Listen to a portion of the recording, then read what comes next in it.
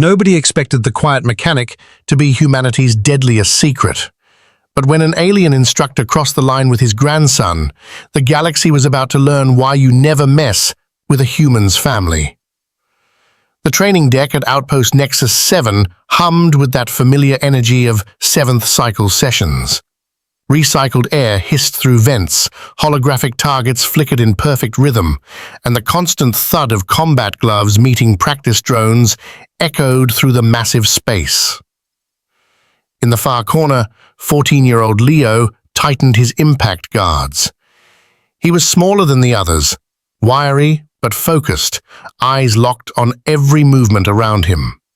No jokes, no showing off, just pure concentration. Instructor Krell towered over everyone. This massive proximan with crimson skin and ridged cranial plates strutted around like he owned the universe. His four-fingered hands cut through the air as he called for a break, and that's when everything changed. A lanky centurion nudged Leo during hydration time. "So why'd you even start combat training? You don't exactly look like fighter material." Leo hesitated, then spoke with quiet pride that would cost him everything. "My grandfather trained the Emperor's elite guard. He taught me the basics. That's why I'm here." The room went dead silent, then erupted. Laughter. Cruel, cutting laughter that sliced through Leo like a plasma blade. A blue-skinned Andromedan with multiple eye stalks scoffed, "Your grandfather? What is he, some mythical warrior from ancient legends?" But here's where it gets interesting. Instructor Krell's expression shifted, not to curiosity, to predatory amusement. "What's this I hear about grandfather training the Emperor's guard?" Krell's voice dripped with mockery. Leo straightened, voice calm but clear. "Yes, sir. He served on the Imperial flagship Coronado during the Orion conflict. He doesn't talk about it much, but he—" "Enough!" Krell's laugh cut him off like a sonic boom. "You think we're buying this fairy tale? This is a combat deck, not some fiction studio." The students joined in, emboldened by their instructor. Mock salutes, fake explosion sounds.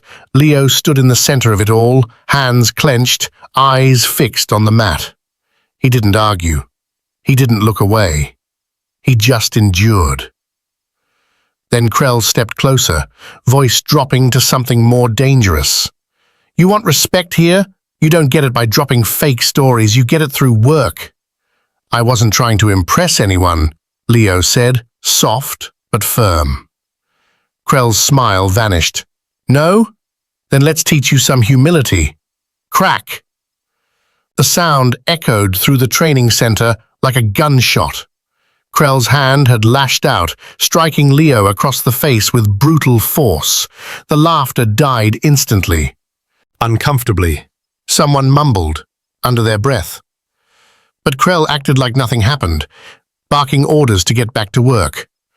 "Enough fooling around. You're here to train, not swap bedtime stories." Leo moved to the far corner, tightening his gloves even though no one asked him to spar. The burn on his face was still fresh, but his pride hurt more. No one spoke to him for the rest of the session. When the final tone sounded and students filed out, laughing like nothing happened, Leo packed his gear in complete silence. Outside, he took the long route home, through maintenance tunnels, the sting on his cheek matching the ache in his chest. But here's what nobody knew, including Leo himself. The quiet mechanic, tending Martian tomatoes in the hydroponics garden, wasn't just any grandfather. Malcolm wore a faded jumpsuit and weathered cap, moving with deliberate calm, like someone who never rushed for anyone. When Leo entered the garden, Malcolm looked up and saw everything in an instant. The red mark was impossible to miss. "Didn't know training ended early today," Malcolm said, still kneeling by his plants. "It didn't, Grandpa Mal." Malcolm stood slowly. There was something in how he carried himself, a quiet weight that made the air feel heavier. He studied his grandson's face, then simply opened the airlock door. "Wash your hands, dinner's almost ready." Inside, Malcolm moved to a wooden cabinet and pulled out something that would change everything. An Imperial Commendation medallion, dull with age but still gleaming at the edges. He placed it on the table without a word. Leo stared. "You remember what this is?"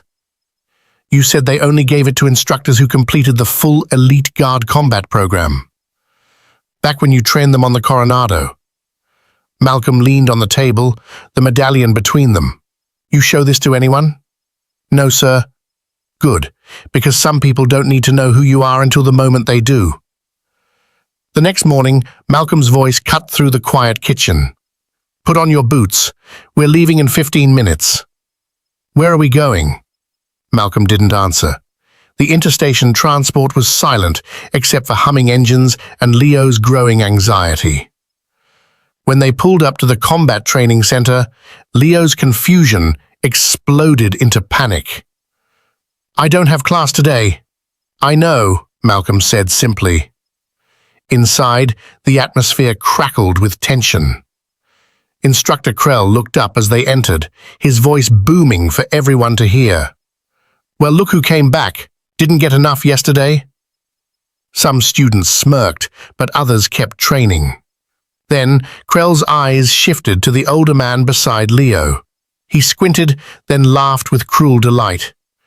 "Did you bring your attorney, or is this your legendary grandfather come to tell bedtime stories in person?"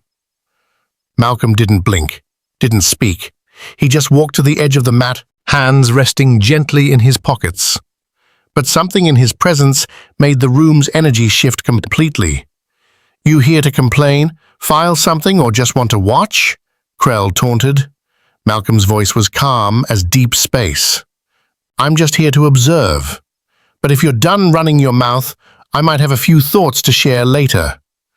The tone wasn't loud or confrontational, but it cut through the space like a plasma wire snapping.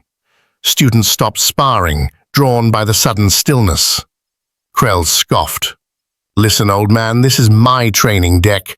I don't need life lessons from someone who probably got their combat certification from a cereal packet."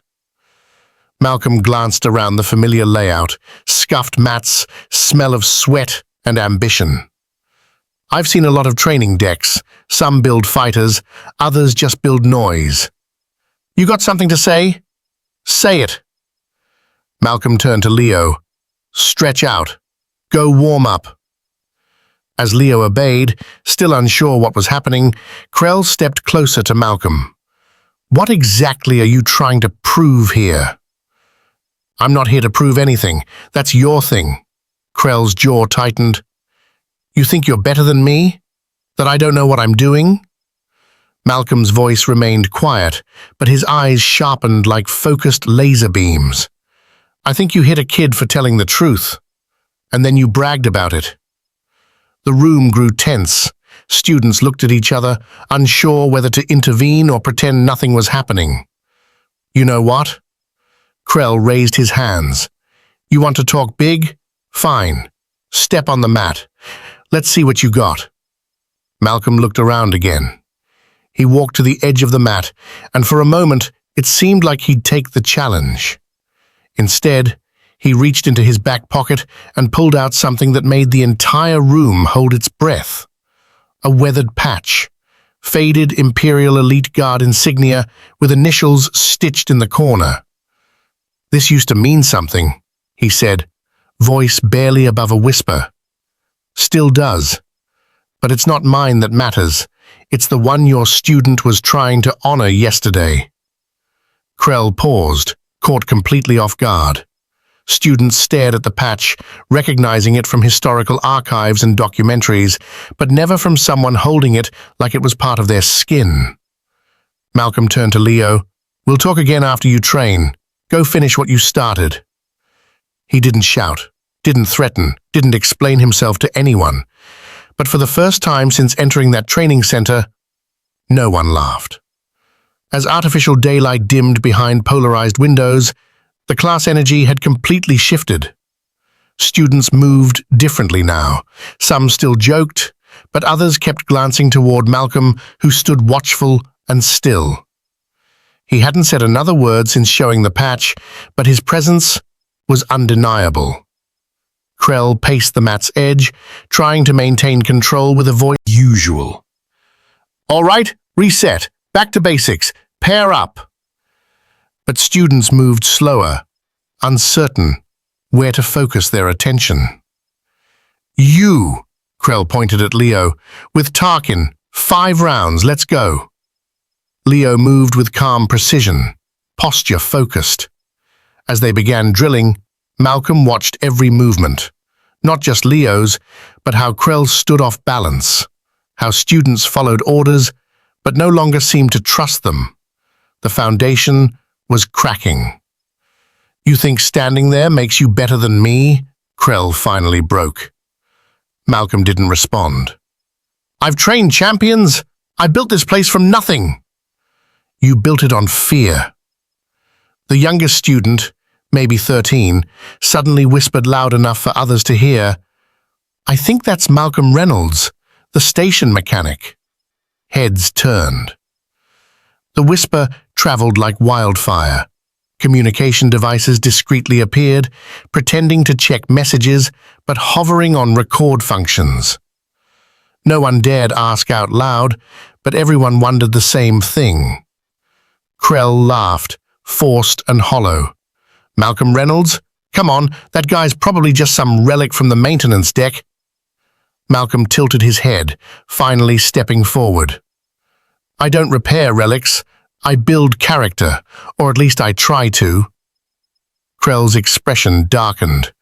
"If you're really him, prove it." "I'm not here to prove anything to you, but if you insist on disrespecting my grandson, I'll gladly show you why you should have kept your hands to yourself." Gasps rippled through the room.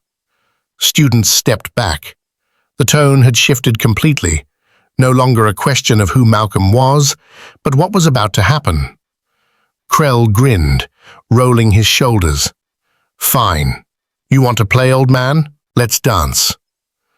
Malcolm removed his cap and folded it gently, setting it on a bench. He didn't stretch, didn't posture, just stepped quietly onto the mat. His stance was relaxed, but his feet were grounded, hands loose but eyes locked on Krell with crystalline clarity. "I hope your medical insurance covers this." Krell bounced slightly, trying to show off. Malcolm didn't flinch. A beat of silence, then Krell lunged. What happened next lasted 5 seconds but felt like eternity. Malcolm slipped past the punch like cosmic dust flowing beneath a solar sail, pivoted on his heel, and swept Krell's leg with sharp, clean precision.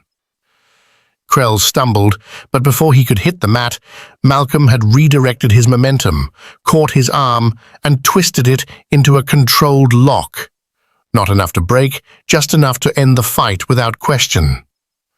Krell grunted, face pressed sideways into the mat, eyes wide with disbelief. Malcolm let go. Krell rolled over, gasping. "You got lucky," Krell wheezed. "No." For the first time since yesterday, his shoulders lifted. Malcolm turned to face the room. "This isn't about showing off. It's about knowing when to stay standing and when to kneel, not because someone forces you, but because you choose to honor something greater than yourself." He walked over to Krell, who sat rubbing his wrist, flushed with pain and humiliation. "I didn't come here to embarrass you, but you laid a hand on my grandson and made him feel small for telling the truth. That's not teaching. That's cowardice in an instructor's uniform." Krell didn't reply. Malcolm looked around at the students, locking eyes with several who had laughed the day before. "You want to be fighters? Then start by learning how to protect those who can't fight back yet." The door opened. A woman with a press badge peeked inside, camera crew behind her. One of the students had tipped them off. Word was already spreading. Malcolm didn't turn to look. He picked up his cap, dusted it off, and walked toward Leo. "Come on, we're not finished yet." By the time they stepped outside, Media drones hovered like scavengers drawn to a crash site. The video had already hit 1,000 shares, a 30-second clip showing Malcolm Reynolds pinning instructor Krell like a man folding laundry. The caption read, "Old mechanic destroys combat instructor for hitting grandson." Malcolm walked like none of it mattered, like the eyes of the station had never impressed him and never would. But instead of leaving, he simply opened the door again and re-entered the training center. Inside, students remained stunned into silence. Krell nursed his wrist near the center, trying to pretend the crowd outside wasn't for him. "It really is him," one teen whispered. "He barely touched the instructor," another muttered. A young female reporter approached with a microphone. "Mr. Reynolds, do you have a statement? Is it true this instructor assaulted your grandson yesterday?" Malcolm paused only long enough to glance at her microphone. "The story's not about me. It's about what happens when people confuse power with permission." He walked past the camera toward the front desk, where a small framed certificate read, "Certified Master Instructor Intergalactic Combat Federation." Malcolm picked it up, turned it over, and frowned. "You forged this yourself, or did someone do it for you?" he asked loud enough for everyone to hear. Krell bristled. "That's real. I earned that." Malcolm nodded. "Then I'm sure you won't mind me calling the Federation and confirming." Krell didn't answer. A girl with dark, tentacle-like hair slowly raised her hand. "He said we had to pay extra if we didn't bring in new students, that it was part of the training."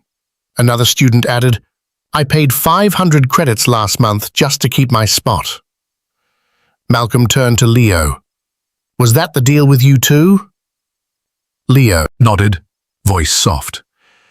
"They said if I didn't recruit anyone by the end of the week, I'd be suspended." Malcolm exhaled slowly. "Then this is bigger than a slap. This is theft, hidden under a training membership." He turned to the reporter. "You want your headline? Here it is. A being with no honor built a business by preying on kids who thought they were learning discipline. And he used fear to keep them quiet." The room erupted in whispers. The camera zoomed in. Krell's face went pale. "You think you can just walk in here and ruin everything I built?" Krell demanded. Malcolm's voice didn't rise. "You ruined it the first time you hit a child for telling the truth." Krell stepped forward, chest puffed, trying to reclaim lost ground. "You're just a has-been. You haven't fought in years." Malcolm stared at him. "And you still couldn't last 30 seconds. Laughter slipped from corners of the room, awkward but real. "You want a rematch?" Krell clenched his fists. "Right now? Full contact?"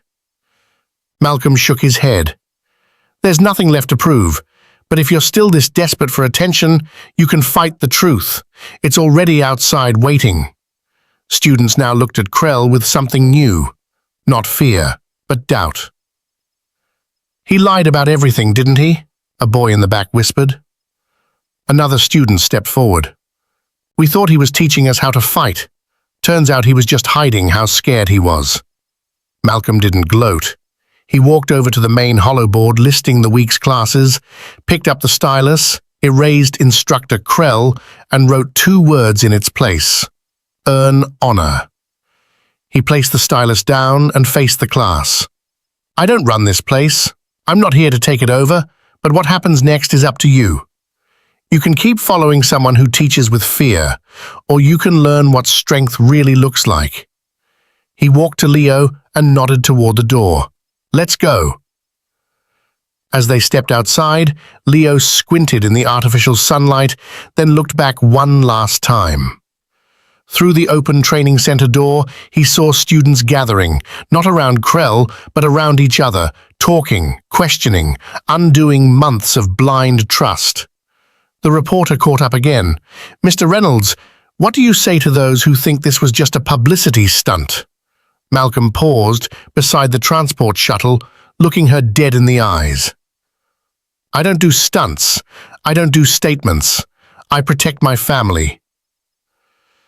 As their shuttle pulled away, they left behind a training center full of whispers, a crowd full of questions, and one instructor sitting in silence, his empire built on fear, now cracked beyond repair. The video spread faster than anyone expected. By nightfall, it had passed 10,000 views. The moment he handed Leo the elite guard medallion, were being shared across a dozen systems. But Malcolm didn't check his comm device. He sat on the small balcony overlooking the hydroponics garden, watching horizon lights dim into night cycle mode while Leo sat quietly beside him, the patch still clutched in his palm. Inside the training center, fallout had already begun. Parents were calling, students were posting screenshots of payments and private messages from Krell, some describing pressure to recruit, others sharing silent videos of him yelling, humiliating, and mocking. By the next morning, a local news drone was parked in front of the training center. The doors were locked, windows dark. No one answered. That afternoon, Malcolm returned, not to gloat, not to speak, just to see. He stood across the corridor, arms folded, watching a growing number of teens gathered around the entrance. Some held bags, others held nothing but questions. They didn't want to quit, they just didn't know what to do. The same girl who had raised her voice in the training center stepped forward, crossed the corridor, and stood in front of him. "We won't keep training under him, but we don't want to be lied to anymore." Malcolm looked her in the eye. "Then don't follow anyone who needs you to be afraid of them to feel strong." She nodded slowly. "Will you teach us?" Malcolm hesitated. "I'm not here to start a new training center. That's not my mission." Another voice behind her said, "We don't need a center. We need the truth." He turned to find a circle of students had crossed the corridor with her. Leo stood among them, eyes steady, a silent question in his stare. Malcolm said nothing, but his silence wasn't rejection, it was contemplation. Later that night, Malcolm sat at the kitchen table with Leo. Between them lay the elite guard medallion, not a trophy, not a symbol of ego, just a reminder. Leo picked it up, turned it over in his fingers. "Did you ever have to deal with people like Krell before?"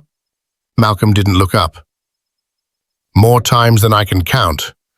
People who mistake fear for discipline, loudness for leadership, strength for violence." "What did you do?" Malcolm finally met his grandson's gaze. "I stayed standing when it mattered, and I spoke when no one else would." The communication system chimed. Leo reached for it, but Malcolm held up a hand. "Let it go. If it's important, it'll find us." The next day, someone did. A young reporter from an interstellar news outlet arrived unannounced. No crew, just a data pad and curious eyes. She asked for 5 minutes. Malcolm gave her 10. "I've interviewed warriors, admirals, athletes," she said from the balcony. But space, where Leo and 2 other kids were practicing footwork, because someone finally needed me to. "Do you think the training center will recover?" Malcolm shook his head. "A place built on lies doesn't need recovery. It needs rebirth." That evening, as the station's day cycle faded, Leo sat on the balcony again. Barefoot, hands dusty from training, the medallion resting on his knee. "You think they'll come back?" Leo asked. "They already have." In the distance, more kids arrived. Some on gravity boards, others with parents trailing behind. They carried gloves, water bottles, hope. One by one, they gathered quietly by the entrance to the garden, waiting for instruction, not from someone who yelled, but from someone who stood beside them. Malcolm rose slowly. "We'll need mats." "I have some in the maintenance bay," Leo said. Malcolm nodded. Good, but first, you lead the warm-up. Me? You took the hit. You kept your voice. You stepped back in. That makes you a leader. As Leo walked toward the others, Malcolm remained by the balcony, arms crossed. He didn't need a title or spotlight. He just needed to make sure the next generation never forgot what real strength looked like. And in that quiet garden, without walls, without mirrors, without a logo, the real training had already begun. By week's end, the crowd in Malcolm's garden had doubled. Words spread without effort. Parents who once sent children to the training center now stood at the garden's edge, watching in quiet awe as their kids trained barefoot on soft synthetic ground. No mirrors, no shouts, just movement, focus, and respect. Leo led warm-ups, his voice calm, rhythm steady. He was no longer the boy sitting alone in corners. He was the one others looked to. The elite guard medallion never left his pocket. Malcolm didn't teach every move. Sometimes he just stood watching. Other times he walked between students, offering corrections with single gestures or quiet words. No one was humiliated or shouted at. They all listened because, when Malcolm spoke, it meant something. Inside the old training center, things unraveled fast. Krell had gone silent. A temporary closure hologram projected on the front door, but no one believed it would reopen. More students came forward with stories, some from years ago, some from weeks back. Station media picked it up again. Former combat instructor under investigation for fraud, abuse allegations. The statement came from someone unexpected. Zeph, 15 standard years old, who had trained with Krell for nearly 2 years.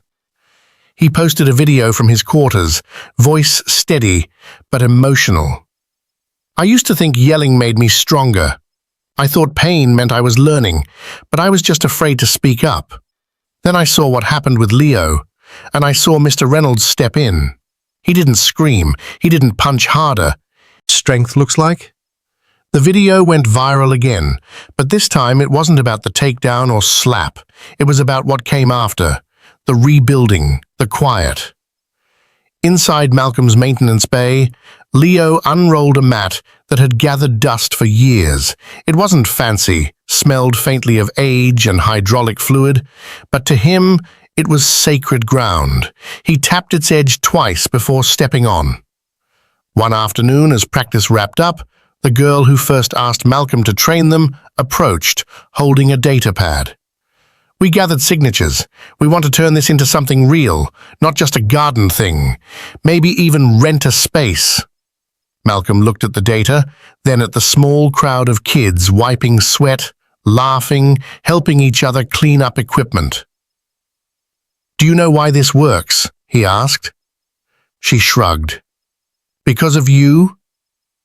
He shook his head. Because no one's trying to be the loudest voice. Everyone's just showing up for the right reason. She smiled. So is that a yes or no? Malcolm took the data pad. It's a maybe. The next day brought a message from an ethics investigator at the Intergalactic Combat Federation. Someone had sent them all the videos, payment logs, and the false certificate Malcolm had turned over on camera. They wanted to open a formal case. Malcolm replied with one sentence. You know where to find the truth. By week's end, the Federation published a statement. Instructor Krell's license was officially revoked, his affiliation terminated. The organization released a public apology to affected families and promised audits at affiliated training centers. The damage was done, and this time it didn't disappear in silence. Leo stood in the garden watching younger kids try a new drill. One stumbled, others helped him up. No mockery, no eye rolls, just quiet encouragement. He smiled, then turned to see his grandfather in the shade of hydroponics vines. You proud? Leo asked. Malcolm nodded once.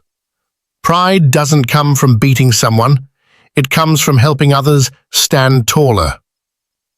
Leo pulled the medallion from his pocket and held it out. You sure you don't want it back? Malcolm looked at it, then shook his head. It belongs to whoever's carrying the weight right now, and that's not me. Later that evening, one of the parents approached Malcolm while he packed equipment. She had watched every session that week without saying much. My son has never looked anyone in the eye before. Now he walks up and shakes hands. That started here. Malcolm didn't know what to say. He just nodded and went back to stacking mats, because he hadn't come to start a movement. But somehow one had started anyway.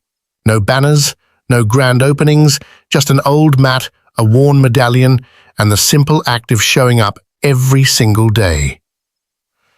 A few weeks later, the garden floor had worn down in patchy pulse, warm-ups at station dawn, drills before midday meal, sparring as lights softened in the afternoon. No class tones, no enrollment forms, just commitment. One morning Leo arrived early, earlier than usual. He laid down mats without being asked, adjusted training drones, arranged gloves in even rows. Malcolm watched from the balcony, arms folded, a quiet smile pulling at his mouth's corner. That day, after final stretch and water break, the group gathered around Malcolm beneath the hydroponics tree's shade. They didn't speak right away, just waited. Some sat cross-legged, others leaned against bags.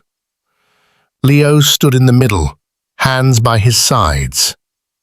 Malcolm looked at them all, then reached into his pocket and held up the Elite Guard medallion between two fingers. I used to carry this, not because I needed to show it off, but because it reminded me who I had to be, even when no one was watching. He paused, letting silence do its work. Then I passed it to someone who needed it more than I did, not because he was ready, but because he was willing. Malcolm walked over to Leo and handed him the medallion again, not with ceremony, but with certainty. You earned it, not for what you did in that training center, but for what you chose after. You didn't let anger decide who you'd become. Leo took it, fingers closing slowly around the metal. The others clapped, soft and honest, no loud cheers, just shared respect. Later that evening, after the last student had gone, Malcolm and Leo sat on the balcony steps, watching station lights fade into night cycle. A single glove had been left on the mat. Leo noticed, but didn't move to grab it. "You ever think about opening a real training center?" he asked. Malcolm shook his head. "This is a real training center." Leo smiled. "But with a roof?" "Roofs are overrated." They sat in silence a little longer. Then Leo said, "I didn't think I could come back from that slap." Malcolm didn't look at him, just nodded. "That's because you were thinking about the slap, not the step you took after." Leo turned the medallion in his hand. "What do I do with this now?" Malcolm leaned back, gazing up at the station's arching dome, stars visible beyond transparent sections. "You carry it until you meet someone who needs it more." And that was it. No long speech, no final fight. Just a boy, a medallion, and a man who taught him how to stand. The past hadn't disappeared. It had simply been transformed into something new, something stronger. Not with fists, but with truth. Not with revenge, but with legacy. Because sometimes the most powerful thing you can do isn't throw the hardest punch. It's knowing when to stand up, when to speak out, and when to pass.